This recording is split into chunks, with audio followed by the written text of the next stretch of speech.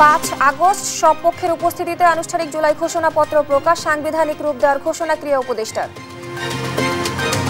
ঘোষণাপত্র সাংবিধানিক, সেই ঘোষণাপত্রকে সাংবিধানিক স্বীকৃতি দেওয়ার একটা ঐকমত্যের প্রধান রাজনৈতিক দলগুলোর সাথে আমরা আসতে পেরেছি।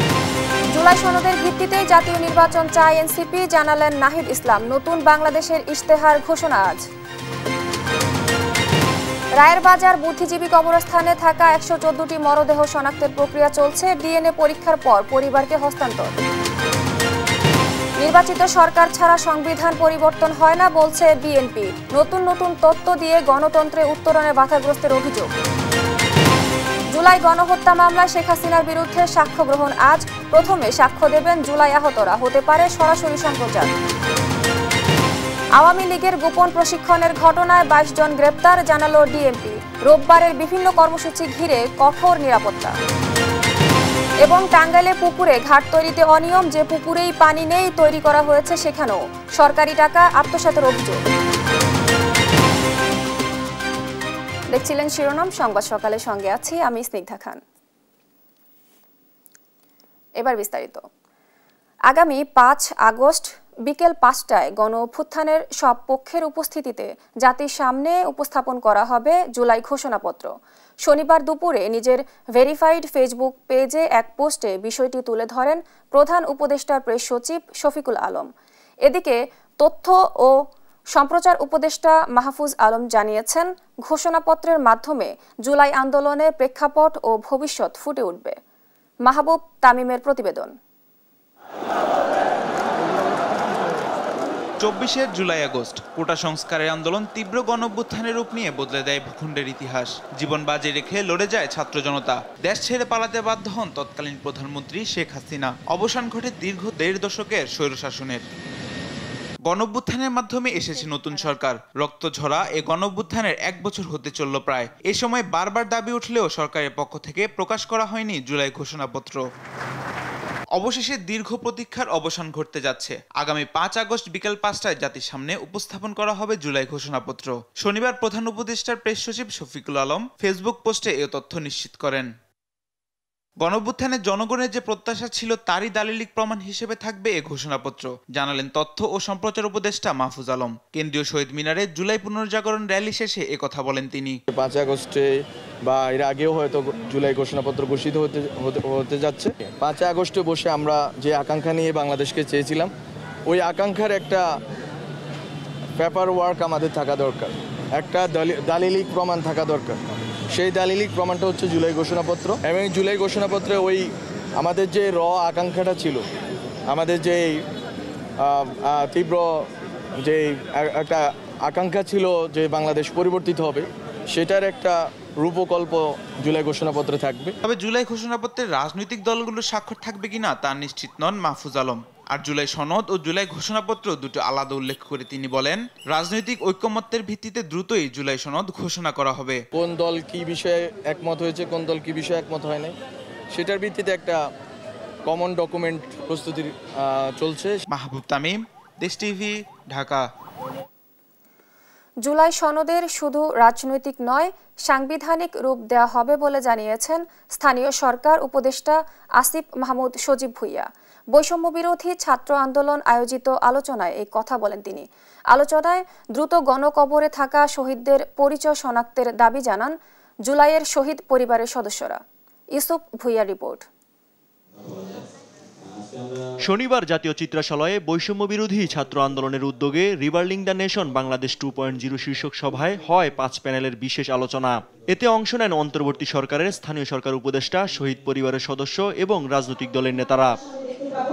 আলোচনার শুরুতে গণ অভ্যুত্থানের পরবর্তী ছাত্র রাজনীতির সংকট ও সম্ভাবনা নিয়ে নিজেদের অবস্থান জানান ছাত্র সংগঠনের নেতারা। এতে অংশ নিয়ে দ্রুত গণকবরে থাকা শহীদদের পরিচয় শনাক্ত করার দাবি জানান শহীদ পরিবারের সদস্যরা।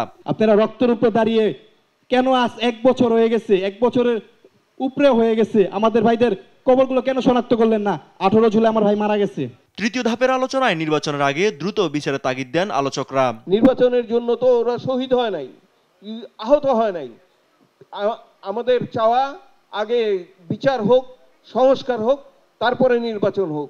নির্বাচনের ডেডলাইনের আগে, বিচারের ডেডলাইন আগে বাংলাদেশে না দিলে দেশের জুলাই যোদ্ধা শহীদ পরিবার ঘৃণা ভরে নির্বাচনের ডেডলাইন প্রত্যাখ্যান করতে বাধ্য হবে। আপনি যদি ভালো সংস্কার করতে না পারেন, ভালো নির্বাচনও করতে না পারেন, তাইলে আপনি যে একজন শান্তির প্রতীক, নোবেল পেয়েছেন, মানুষ তো মনে করবে আপনি ওভাররেটেড। জুলাই সনদের শুধু রাজনৈতিক নয়, সাংবিধানিক রূপ দেওয়া হবে বলে জানান স্থানীয় সরকার উপদেষ্টা আসিফ মাহমুদ সজীব ভুঁইয়া। 5ই আগস্ট, আজ থেকে 3 দিন পর আমরা সেই ঘোষণাপত্র ঘোষণা করার মতো একটা জায়গায় পৌঁছাতে পেরেছি এবং সেই ঘোষণাপত্রকে সাংবিধানিক স্বীকৃতি দেওয়ার একটা ঐকমত্যের প্রধান রাজনৈতিক দলগুলোর সাথে আমরা আসতে পেরেছি। সমাপ্তি আলোচনায় অভ্যুত্থান পরবর্তী রাজনৈতিক সংস্কৃতি নিয়ে কথা বলেন বক্তারা। ইউসুফ ভুঁইয়া, দেশ টিভি, ঢাকা। 5 আগস্ট সরকারের জুলাই ঘোষণাপত্র প্রকাশের উদ্যোগকে স্বাগত জানিয়েছেন এনসিপি আহ্বায়ক নাহিদ ইসলাম। বলেন, জুলাই ঘোষণাপত্র ও জুলাই সনদের আইনি ভিত্তি থাকতে হবে। এর ভিত্তিতেই আগামী জাতীয় নির্বাচন হতে হবে। আজ বিকেল 4টায় কেন্দ্রীয় শহীদ মিনারে নতুন বাংলাদেশের ইশতেহার ঘোষণা করা হবে বলেও জানান তিনি। আরও জানাচ্ছেন সাদ আহমেদ। রোববার কেন্দ্রীয় শহীদ মিনারে নতুন বাংলাদেশের ইশতেহার ঘোষণা করবে জাতীয় নাগরিক পার্টি এনসিপি। এ নিয়ে দলের কেন্দ্রীয় কার্যালয়ে আয়োজিত সংবাদ সম্মেলনে কর্মসূচির নানা দিক তুলে ধরেন দলের আহ্বায়ক নাহিদ ইসলাম। আমাদের যে রাষ্ট্র ভাবনা রূপকল্প, আমরা সেটি প্রকাশ করব আগামীকাল 3রা আগস্ট 2025 আমরা শহীদ মিনারে। এ সময় 5 আগস্ট সরকারের জুলাই ঘোষণাপত্র প্রকাশের উদ্যোগকে স্বাগত জানান তিনি। বলেন, জুলাই ঘোষণাপত্র ও জুলাই সনদের আইনি ভিত্তি থাকতে হবে। আমরা সরকারের উদ্যোগকে স্বাগত জানাই। জুলাই সনদের আইনি ভিত্তি থাকতে হবে। সংস্কারের কাজ নির্বাচিত সরকারের হাতে পুরোপুরি ছেড়ে দেওয়া যাবে না, এমন দাবি জানিয়ে নাহিদ ইসলাম বলেন, পরবর্তী নির্বাচন হতে হবে জুলাই সনদের ভিত্তিতে। নির্বাচিত সংসদের হাতে এই সংস্কার কার্যক্রম ছেড়ে দেব না, বরং জুলাই সনদের ভিত্তিতেই আগামী সংসদ গঠিত হবে বা গণপরিষদ গঠিত হবে। কর্মসূচি সফল করতে দেশের সব শ্রেণীর পেশার মানুষকে যোগ দেওয়ার আহ্বানও জানান এনসিপির আহ্বায়ক। স্বতঃস্ফূর্তভাবে আমাদের এই কর্মসূচিতে অংশগ্রহণের জন্য। সাদ আহমেদ, দেশ টিভি, ঢাকা। আইন শৃঙ্খলা পরিস্থিতি স্বাভাবিক রাখা কঠিন কাজ উল্লেখ করে স্বরাষ্ট্র উপদেষ্টা জাহাঙ্গীর আলম চৌধুরী বলেছেন, নিষিদ্ধ সংগঠন আওয়ামী লীগের সঙ্গে বাহিনীর কেউ জড়িত থাকলে ব্যবস্থা নেওয়া হবে। এদিকে জুলাই আন্দোলনে রায়ের বাজার বৌদ্ধভূমিতে দাফন করা 114 জনের মরদেহ গণকবর থেকে তুলে ডিএনএ পরীক্ষার মাধ্যমে পরিবারের কাছে হস্তান্তরের কথা জানিয়েছেন স্বরাষ্ট্র উপদেষ্টা। সাদ আহমেদের রিপোর্ট, জানাচ্ছেন মাহবুব তামিম। থানার সার্বিক কার্যক্রম পরিদর্শনে শনিবার সকালে রাজধানীর মোহাম্মদপুর থানায় যান স্বরাষ্ট্র উপদেষ্টা অবসরপ্রাপ্ত লেফটেন্যান্ট জেনারেল জাহাঙ্গীর আলম চৌধুরী। এ সময় থানার বিভিন্ন কক্ষ পরিদর্শন করেন তিনি। পরে সাংবাদিকদের কাছে নিরাপত্তা ইস্যুতে নিজের অসহায়ত্ব প্রকাশ করেন স্বরাষ্ট্র উপদেষ্টা। আওয়ামী লীগের বিভিন্ন গোপন বৈঠকের বিষয়ে তিনি বলেন, নাশকতার অপচেষ্টা শক্ত হাতে দমন করা হবে। এর সাথে জড়িত যে কোনো বাহিনীর সদস্যকে ছাড় দেওয়া হবে না। যে বাহিনী যে জড়িত থাকবে কাউকেই ছাড় দেওয়া হবে না, সবারই আইনের আওতায় নিয়ে আসা হবে। আর যেহেতু আপনারা বললেন যে তাদের কার্যক্রম নিষিদ্ধ করা হয়েছে, এবং তারাও যদি কোনো রকমের অপকর্ম করতে চায় কোনো রকমের ছাড় পাবে না। এদিকে থানা পরিদর্শন শেষে জুলাই আন্দোলনে শহীদদের গণকবর জিয়ারত করতে রায়ের বাজার বদ্ধভূমিতে যান জাহাঙ্গীর আলম চৌধুরী। সেখানে গণকবর ঘুরে ডিএনএ শনাক্তের মাধ্যমে স্বজনদের কাছে মরদেহ হস্তান্তরের কথা জানান তিনি। আমরা অবশ্য আছে এদের কিভাবে শনাক্ত করা যায়, এই জন্য আমাদের চিন্তা ভাবনা আছে এবং খুব তাড়াতাড়ি আমরা হয়তো একটা শনাক্ত করার ব্যবস্থা করব। এতদিন হয়েছিল তাদের আত্মীয় স্বজন অনেকেই মানে কবর উঠানো হোক রাজি হয় নাই, এখন মোটামুটি তারা সবাই রাজি হয়েছে। যদি তারা সবাই রাজি হয়ে যায়, আমরা তাদের তাদের ডেড বডি আমরা শনাক্ত করব, এবং যদি কেউ ডিএনএর মাধ্যমে, আর যদি কেউ এখান থেকে তাদের গ্রামের বাড়িতে নিয়ে যেতে চায়, ওটাও আমরা তাদের অ্যালাউ করব। গণকবর সৃষ্টির নেপথ্যে থাকা সবাইকে আইনের আওতায় আনার হুঁশিয়ারিও দেন তিনি। মাহবুব তামিম, দেশ টিভি, ঢাকা। নতুন নতুন তত্ত্ব ও আইডিয়া দিয়ে সংসদীয় গণতন্ত্রে উত্তরণকে বাধাগ্রস্ত করা হচ্ছে বলে অভিযোগ করেছেন বিএনপি নেতারা। তারা বলেন, যারা বিশৃঙ্খলা করে জাতীয় নির্বাচন পেছানোর পায়তারা করছে তাদের উদ্দেশ্য সফল হবে না। নির্বাচিত সরকার ছাড়া বিশ্বের কোথাও কেউ কখনো সংবিধান পরিবর্তন করেনি বলেও জানান নেতারা। শনিবার রাজধানীতে আলাদা অনুষ্ঠানে এসব কথা বলেন তারা। নিয়াজ মোর্শেদের প্রতিবেদন। শনিবার সকালে রাজধানীর নীলক্ষেতে সাবেক সংসদ সদস্য ও মন্ত্রী বিএনপির প্রয়াত ভাইস চেয়ারম্যান আব্দুল মান্নানের পঞ্চম মৃত্যুবার্ষিকী উপলক্ষে আলোচনা সভা দোয়া মাহফিল। আলোচনায় অংশ নিয়ে আমির খুসরো মাহমুদ চৌধুরী বলেন, সংবিধান পরিবর্তন করতে হলে গণতান্ত্রিক প্রক্রিয়ায় সংসদের মাধ্যমে করতে হবে। এর বাইরে যারা করতে চায় তারা গণতন্ত্র বাধাগ্রস্ত নির্বাচন বিলম্ব করতে চায় বলেও মন্তব্য করেন তিনি। তাদের মধ্যে সংসদীয় গণতন্ত্রের স্পিরিটেই বোঝার সুযোগ হয় না। তারা সংসদীয় গণতন্ত্রের উপর আবার নতুন নতুন কমিটি করে তারা সংসদ এবং সরকারকে নিয়ন্ত্রণ করার চেষ্টা করছে। এফডিসিতে ফ্যাসিবাদ বিরোধী ঐক্য ও জুলাই চেতনা নিয়ে ডিবেট ফর ডেমোক্রেসির আয়োজনে ছায়া সংসদে বিতর্ক প্রতিযোগিতায় বিএনপির স্থায়ী কমিটির সদস্য নজরুল ইসলাম খান বলেন, রাজনৈতিক দলগুলোর মধ্যে মতপার্থক্য থাকতেই পারে, কিন্তু নির্বাচন নিয়ে দ্বিমত থাকতে পারে না। আমাদের দলগুলোর মধ্যে যে দূরত্বই থাকুক না কেন, এরা কেউই অগণতান্ত্রিক দল না, এরা সবাই গণতান্ত্রিক দল এবং সবাই বোঝেন যে গণতন্ত্রের বাহন হলো নির্বাচন। রাজধানীর রমনায় ইঞ্জিনিয়ার্স ইনস্টিটিউশনে জুলাই অভ্যুত্থানের শহীদদের সম্মাননা অনুষ্ঠানে বিএনপির স্থায়ী কমিটির 2 সদস্য ডাক্তার AZM জাহিদ হোসেন ও হাফিজ উদ্দিন আহমেদ বলেন, কেউ কেউ বিশৃঙ্খলা সৃষ্টি করে জাতীয় নির্বাচন পেছাতে চায়, তবে সে ষড়যন্ত্র সফল করতে পারবে না। এর মধ্যে ফাটল ধরানোর চেষ্টা ভিতর থেকেও হচ্ছে, বাহির থেকেও হচ্ছে। যারা বাহির থেকে করছেন তাদের একটি নিজস্ব এজেন্ডা আছে। নির্বাচিত সরকার না হলে এই দেশে আইন শৃঙ্খলা পরিস্থিতি কখনোই ঠিক হবে না। এটা তো জনগণের রাষ্ট্র না, এখন তো অলিগার্কি, মবক্রেসি, অ্যারিস্টোক্রেসি এইসব চলছে। বিদেশ থেকে ধার করে আনা আতালরা আমাদেরকে শেখাচ্ছেন। ফ্যাসিবাদ বিরোধীদের ঐক্য ধরে রাখার আহ্বান জানান বিএনপি নেতারা। নিয়াজ মোর্শেদ, দেশ টিভি, ঢাকা। জুলাই গণহত্যার মামলায় আন্তর্জাতিক অপরাধ ট্রাইব্যুনালে শেখ হাসিনার বিরুদ্ধে প্রথম সাক্ষ্য গ্রহণ আজ। ট্রাইব্যুনালের অনুমতি সাপেক্ষে করা হতে পারে লাইভ সম্প্রচার। প্রসিকিউটর গাজী MH তামিম জানিয়েছেন, প্রথম দিনে সাক্ষ্য দেবেন জুলাই আন্দোলনের আহতরা। নিরাপত্তার স্বার্থে নাম ছাড়া আর কোনো তথ্য প্রকাশ করা যাবে না। আরও জানাচ্ছেন সাবরিনা মজুমদার। জুলাই গণ অভ্যুত্থানে দেশ জুড়ে যে ব্যাপক গণহত্যা হয়েছিল তার নেতৃত্বে ছিলেন পলাতক ফ্যাসিস্ট সরকারের প্রধান শেখ হাসিনা। তার নির্দেশনায় নৃশংসতায় বলি 1400 প্রাণ, আহত 20,000-এরও বেশি। রোববার গণহত্যার মামলায় শেখ হাসিনা, আসাদুজ্জামান খান কামাল সহ 3 জনের বিরুদ্ধে সাক্ষ্য গ্রহণ শুরু হবে, যেখানে রাজসাক্ষী চৌধুরী আব্দুল আল মামুন। আনুষ্ঠানিক বিচার শুরু হতে যাওয়া মামলাটির সূচনা বক্তব্য ট্রাইব্যুনালের অনুমতি সাপেক্ষে করা হতে পারে লাইভ সম্প্রচার। এই সূচনা বক্তব্য আমরা সরাসরি ব্রডকাস্ট করার জন্য আন্তর্জাতিক অপরাধ ট্রাইব্যুনাল আইনের 9 ধারা মতে ট্রাইব্যুনাল কাছে আবেদন করব। সাক্ষ্য উপস্থাপনে প্রাধান্য পাবেন প্রত্যক্ষদর্শী, সরাসরি ভিকটিমরা। প্রথম দিনে সাক্ষ্য দেবেন জুলাই আন্দোলনের আহতরা। প্রথম সাক্ষ্য উপস্থাপনের ক্ষেত্রে আমরা এই মামলায় যারা সরাসরি প্রত্যক্ষদর্শী এবং যারা এই মামলার ভিকটিম, যারা নৃশংসভাবে আহত হয়েছে, যাদের শরীরের একটা বড় অঙ্গ অথবা বড় অংশ স্থায়ীভাবে তারা পঙ্গুত্ব বরণ করেছে, তাদেরকে আমরা এই মামলায় প্রথম সাক্ষী হিসাবে উপস্থাপন করার চিন্তা করছি।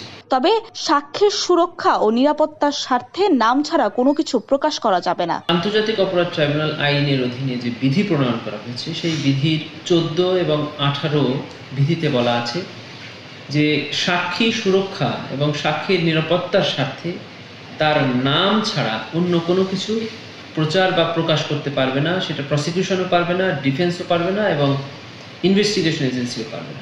ছাত্র জনতার আন্দোলন দমনে যে হত্যাযজ্ঞ হয়েছিল তার বিচারে পুনর্গঠন করা হয় আন্তর্জাতিক অপরাধ ট্রাইব্যুনাল। এখন পর্যন্ত অভিযোগ জমা পড়েছে 500টি। এর মধ্যে শেখ হাসিনা, চাংখারপুর সহ 4টি মামলার আনুষ্ঠানিকতা শুরু হয়েছে। সাবরিনা মজুমদার, দেশ টিভি, ঢাকা। আওয়ামী লীগ ও সহযোগী সংগঠনের ষড়যন্ত্রমূলক বৈঠক ও গোপন প্রশিক্ষণের অভিযোগে মামলা হয়েছে। এ মামলায় 22 জনকে গ্রেপ্তারের কথা জানিয়েছে ডিএমপি। এদিকে রোববার ছাত্রদল, এনসিপি সহ বিভিন্ন দল ও সংগঠনের কর্মসূচিকে ঘিরে ব্যাপক নিরাপত্তা ব্যবস্থা নিয়েছে আইনশৃঙ্খলা বাহিনী। আর বৈষম্য বিরোধী ছাত্র আন্দোলনের সমন্বয়ক অপুকে 4 দিনের রিমান্ডে নেওয়া হয়েছে। আরও জানাচ্ছেন শাহাদাত নিশাদ। আমরা সমসাময়িক বিষয় নিয়ে ডিএমপির ব্রিফিং। শুরুতে সাংবাদিকদের মুখোমুখি উপপুলিশ কমিশনার মাসুদ আলম জানান, সম্প্রতি সচিবালয় মেট্রো স্টেশনের কাছে স্বর্ণ ব্যবসায়ীর কাছে র্যাব পরিচয়ে দুর্ধর্ষ ডাকাতির ঘটনায় ডাকাত দলের ৮ সক্রিয় সদস্যকে গ্রেফতার করেছে পুলিশ। ৩-৪ জন তাকে বলে যে তুমি মামলার আসামি বা অমুক তোমাকে এসে বলে যে আমাদের সাথে আসো, বলে জোরপূর্বক তাকে একটা মাইক্রোবাসে উঠায়। আগস্ট ঘিরে নানা ষড়যন্ত্র আর নাশকতার শঙ্কার মধ্যে রাজধানীতে বিভিন্ন রাজনৈতিক দলের কর্মসূচি নিয়েও কথা বলেন তিনি। জানান, নিরাপত্তার কোনো ঘাটতি নেই। যারা প্রকৃত সরকারের সময় অনেক নেতা কর্মী বা যারা আছে যে তাদের হয়তো অনেক ফ্ল্যাট আছে, যারা এক একজনের নামে 5টা 7টা 8টা করে, যেটা তাদেরকে হয়তো এখানে রাখার ব্যবস্থা করা হয়। এসব প্রত্যেকটা জায়গায় ইভেন যে কিছু বস্তি এলাকা আছে বা যেগুলো যেখানে হয়তো বা এই যে এই ধরনের তৎপরতা চলতে পারে, যেটা নাশকতা, তো এই ধরনের প্রত্যেকটা জায়গায় কিন্তু আমরা কাজ করছি এবং প্রত্যেকটা চিরুনি অভিযান চলতেছে। ডিএমপির মিডিয়া অ্যান্ড পাবলিক রিলেশনস বিভাগের উপপুলিশ কমিশনার তালেবুর রহমান জানান, আওয়ামী লীগ ও সহযোগী সংগঠনের গোপন বৈঠকের ঘটনায় ভাটারা থানায় মামলা হয়েছে। এই ঘটনায় গ্রেফতার করা হয়েছে 22 জনকে। ক্যাবি কনভেনশন হলের যে ঘটনা, সেটার বিষয়ে ভাটারা থানায় একটা মামলা রুজু করা হয়েছে এবং এই মামলায় এ পর্যন্ত 22 জনকে গ্রেফতার করা হয়েছে। এখানে কার কি সংশ্লিষ্টতা ছিল সেটা যাচাই বাছাই করা হচ্ছে। আমরা বিষয়টা খুব গুরুত্ব দিয়ে তদন্ত করছি। মিটফোর্ডে আলোচিত সোহাগ হত্যার ঘটনায় আরও 2 জনকে গ্রেফতার করেছে পুলিশ। আর জিজ্ঞাসাবাদে বৈষম্য বিরোধী ছাত্র আন্দোলনের সমন্বয়ক অপুর দেয়া তথ্যের ভিত্তিতে একটি মোটরসাইকেল উদ্ধারের কথাও জানান এই কর্মকর্তা। এদিকে তাকে 4 দিনের রিমান্ড দিয়েছে আদালত। আমাদের দিক থেকে শাহাদাত নিশাদ, দেশ টিভি, ঢাকা। জুলাই জুড়ে বুলেটে বিদ্ধ করে হাজারো প্রাণ। কারফিউ উপেক্ষা করে সহযোদ্ধা হত্যার বিচার চাইতে গিয়ে হতে হয় গ্রেপ্তার। রাজপথে যখন রক্তের স্রোত, তখন 8 বা 9 দফা রূপ নেয় 1 দফায়। দাবি আসে হাসিনার পদত্যাগের। MA আজিমের report. বুলেটে বিদ্ধ প্রাণ, রক্তে তখন লাল দেশের রাজপথ। সহযোদ্ধা হত্যার বিচার চাইতে গিয়েও গ্রেপ্তার হাজারো ছাত্র জনতা। তখন আর 9 দফা নয়, রক্তে আগুন জ্বলে ওঠা বিপ্লবী জনতা তখন দাবি তোলে 1 দফার।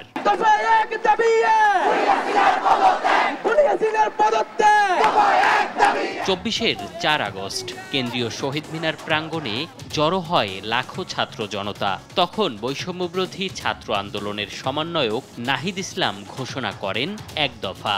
সকল জেলায় জেলায়, পাড়ায় মহল্লায় আপনারা বিক্ষোভে নেমে আসুন এবং গণ অবস্থান তৈরি করুন এবং আমরা অতি শীঘ্রই মার্চ টু ঢাকা ঘোষণা করব। 1 দফা ঘোষণার পর আরো ফুঁসে ওঠে বিক্ষুব্ধরা। সর্বাত্মক অসহযোগ কর্মসূচিতে 18 জেলায় হয় ব্যাপক সংঘাত। বুলেটে বিদ্ধ হয়ে নিভে যায় আরো 114টি প্রাণ।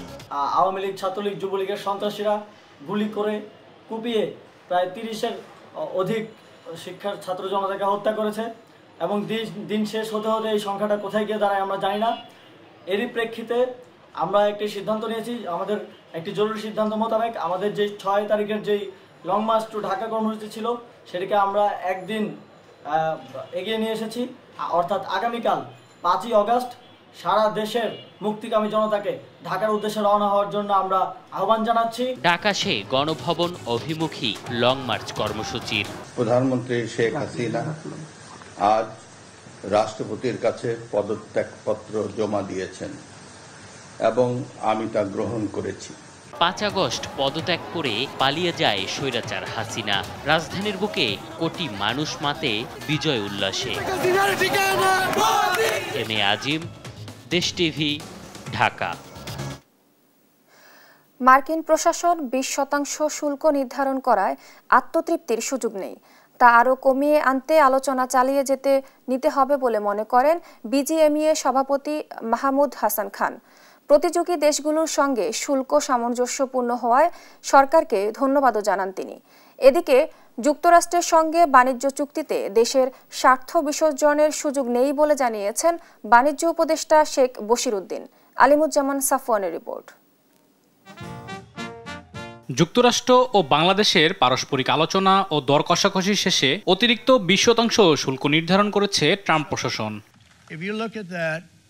শুল্ক নির্ধারণের পর যুক্তরাষ্ট্রের ওয়াশিংটনে বাণিজ্য উপদেষ্টা বলেন, গোপন চুক্তির মাধ্যমে দেশের স্বার্থ জলাঞ্জলি দেওয়ার কোনো সুযোগ নেই। আপনি অবতারণা করলেন যে আমরা একটা গোপনীয়তার চুক্তি করেছি। এনডিএ বা নন ডিসক্লোজার এগ্রিমেন্ট, এটা খুবই একটা স্বাভাবিক বিষয়।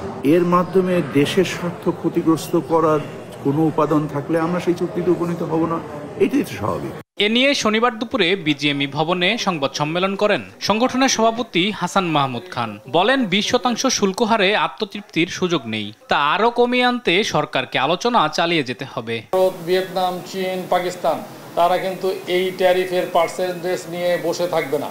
তাদের যে নেগোসিয়েশন, তাদের যে লবিং, এটা চলমান থাকবে এবং যে কোনো সময় তাদের ট্যারিফ আরও কম পর্যায়ে চলে আসতে পারে।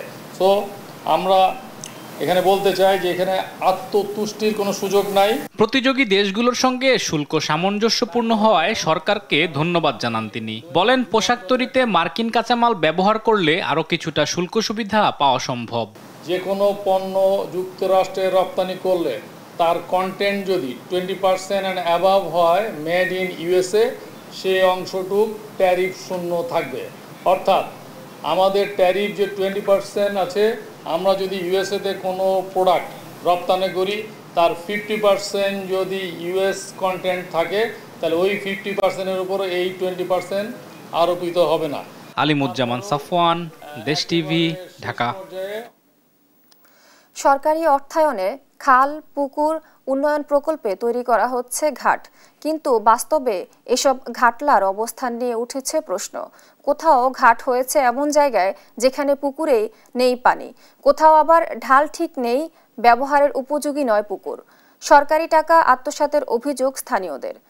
প্রয়োজনে তাগিদে ঘাট নির্মাণের দাবি এলজিইডি কর্তৃপক্ষের। সহকর্মী অভিজিৎ ঘোষের পাঠানো তথ্য ছবিতে জানাচ্ছেন অঙ্কন চৌধুরী। টাঙ্গাইলের ঘাটাইলের চুংলিপাড়া সরকারি প্রাথমিক বিদ্যালয়ের পরিত্যক্ত ডোবায় প্রায় 8 লাখ টাকা ব্যয়ে ঘাট নির্মাণ করা হলেও তা অপ্রয়োজনীয় স্থানে হওয়ায় ব্যবহার করা হচ্ছে না। একই ঠিকাদারি প্রতিষ্ঠানের অবহেলায় প্রায় 10.5 লাখ টাকা ব্যয়ে মসজিদের পুকুরে ঘাট ও সংস্কার করা হয়েছে, কিন্তু সিঁড়ি পানির চেয়ে অনেক উঁচুতে থাকায় ব্যবহার করা কঠিন হয়ে পড়েছে এবং পুকুর পাড় ভেঙে পড়েছে। কোনো